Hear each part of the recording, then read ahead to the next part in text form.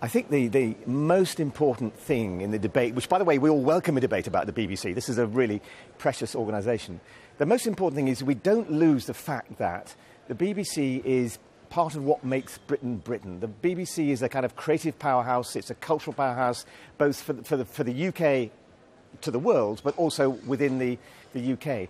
And what I hope is there are those you can see in the Green Paper published today who may want to diminish the BBC, marginalise the BBC, make the BBC much smaller. But why I believe strongly that the British public have got to be involved in this debate is because I don't believe that's what the British public want, and the British public, in the end, are the people who pay for us. The government is saying you are part of the public sector across the board, NHS, everywhere else, is being squeezed, and the BBC shouldn't be an exception to that. Do you agree with that? I can absolutely see that when the public sector is being squeezed, that actually we've got to do our bit as well. I understand that completely.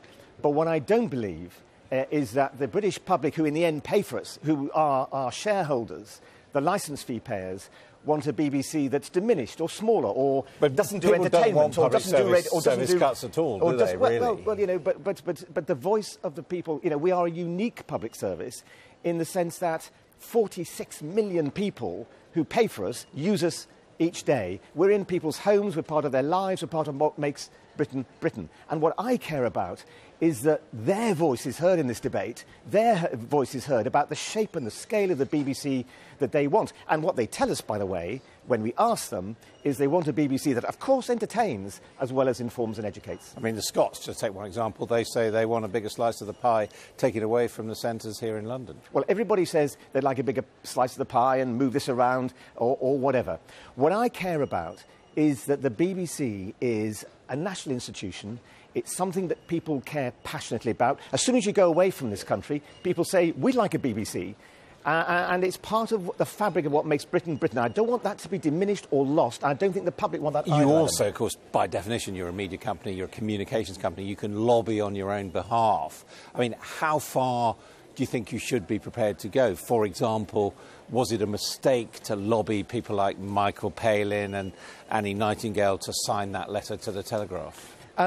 We've got to be careful, of course, about how we make our case, but I make no apologies for standing up for what I believe, which is a BBC which is a great national icon. It's something we all believe in. And let me tell you, one of the heartwarming and reassuring things has been over the past few months how many people from all sorts of walks of life have come to me and said, do you know, we want to speak up for the BBC because we believe in the BBC. I mean, I understand that, but should you be asking people who you're paying one way or another to write letters on your behalf? Nobody does anything they don't want to do. The notion that I or anyone else can say to... They, if they're getting a living from the BBC. Come on, Adam, you've worked with enough artists to know and others to know that no one does anything they don't want to do. The fact that people like Judi Dench and others say they believe in the BBC, they believe in this cultural and creative strength of the BBC, I think is a real big plus for us. And can I say, there are lots more people in other sorts of communities who also want a strong BBC. What about things like some MPs are complaining that they've been sent DVDs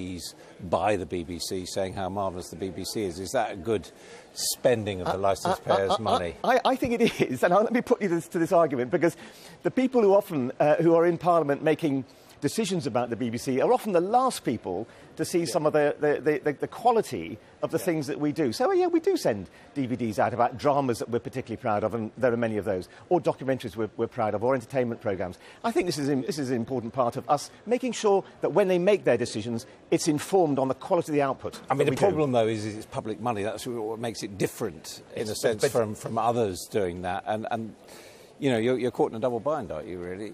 Look, I think you can make life really complicated.